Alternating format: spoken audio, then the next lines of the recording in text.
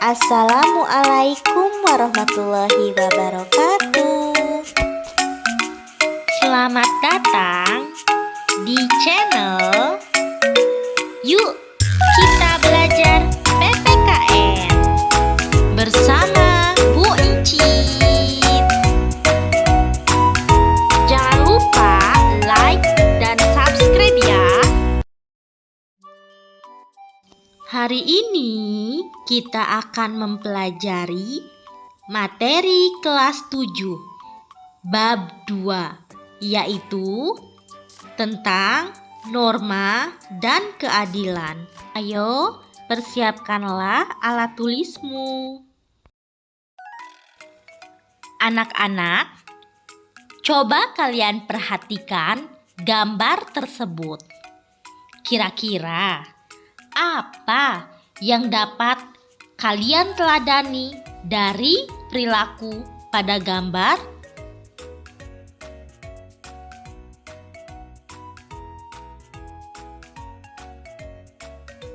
Iya, betul sekali bahwa kita harus mematuhi peraturan.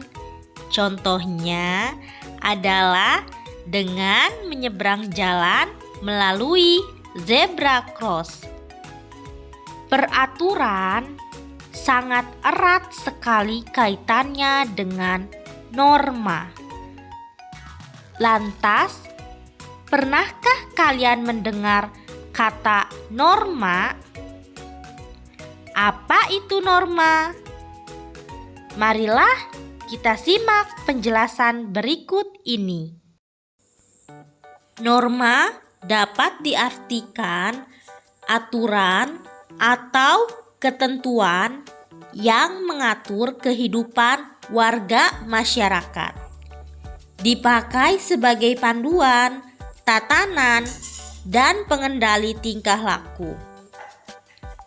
Nah, sekarang coba kalian rumuskan pengertian norma menurut kalian. Tempelkanlah hasil rumusan kalian pada mading di kelas. Selanjutnya, apakah kalian tahu tentang macam-macam norma yang berlaku di masyarakat? Iya, bagus sekali. Norma ada 4. Yang pertama adalah norma kesusilaan. Kedua, norma kesopanan. Yang ketiga, norma agama. Dan selanjutnya yang keempat adalah norma hukum. Nah, sekarang mari kita telaah macam-macam norma. Pertama, ada norma kesusilaan. Ketika seseorang akan berbohong, sebenarnya hatinya ingin menyuarakan kebenaran. Apabila menuruti suara hati, seseorang akan cenderung bertindak benar dan baik. Seseorang yang berbuat berdasarkan suara hati nuraninya merupakan gambaran orang yang mempertimbangkan norma kesusilaan dalam kehidupannya.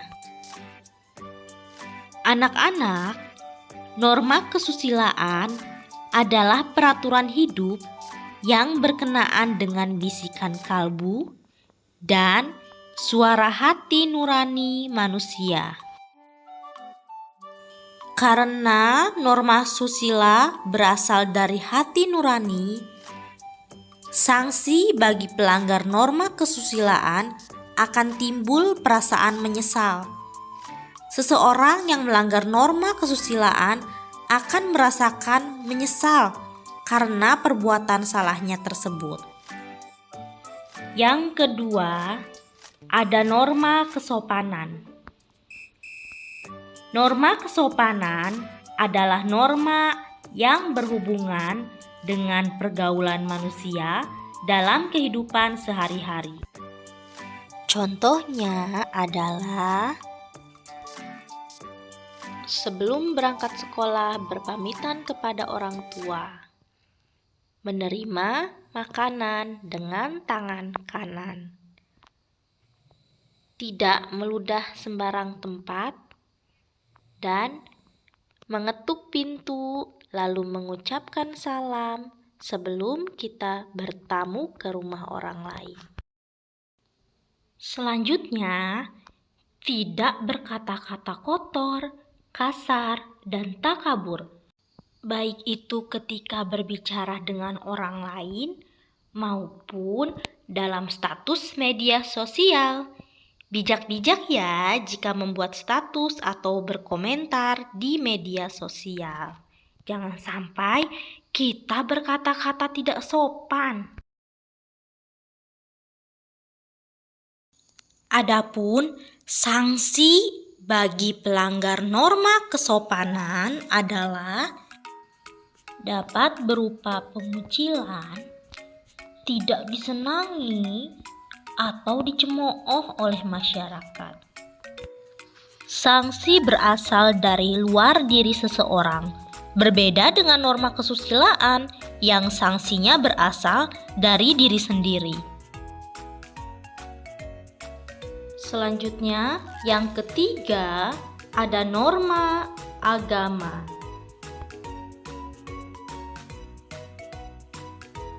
Norma agama adalah sekumpulan kaidah atau peraturan hidup manusia yang sumbernya dari wahyu Tuhan. Contoh dari norma agama, misalnya perintah melaksanakan ibadah sesuai dengan ajaran agamanya masing-masing. Hargai orang lain yang berbeda agama dan tidak melakukan hal-hal yang melanggar norma agama. Contohnya, berbohong atau mencuri. Itu tidak boleh ya. Selanjutnya, sanksi bagi yang melanggar norma agama adalah mendapatkan siksaan di neraka. Melanggar norma agama adalah perbuatan yang berdosa. Keempat, ada norma hukum. Norma hukum adalah peraturan mengenai tingkah laku manusia dalam pergaulan masyarakat dan dibuat oleh badan-badan resmi negara serta bersifat memaksa sehingga perintah dan larangan dalam norma hukum harus ditaati oleh masyarakat. Contoh dari penerapan norma hukum adalah menaati peraturan lalu lintas, tidak menyebarkan berita bohong atau berita hoax, tidak merusak fasilitas umum, menaati peraturan sekolah, dan peraturan hukum lainnya. Masih banyak contoh-contoh norma hukum lainnya. Silahkan kalian cari informasinya di buku paket ataupun melalui internet. Sanksi norma hukum bersifat tegas, memaksa, dan mengikat. Pelanggar norma hukum akan dikenakan sanksi berupa denda, kurungan penjara, dan yang paling berat adalah hukuman mati. Alhamdulillahirobbil alamin, materi hari ini sudah selesai. Jangan lupa untuk selalu mematuhi protokol kesehatan. Atas perhatiannya, Ibu ucapkan terima kasih. Semoga ilmu yang kalian dapatkan bermanfaat. Wassalamualaikum warahmatullahi wabarakatuh.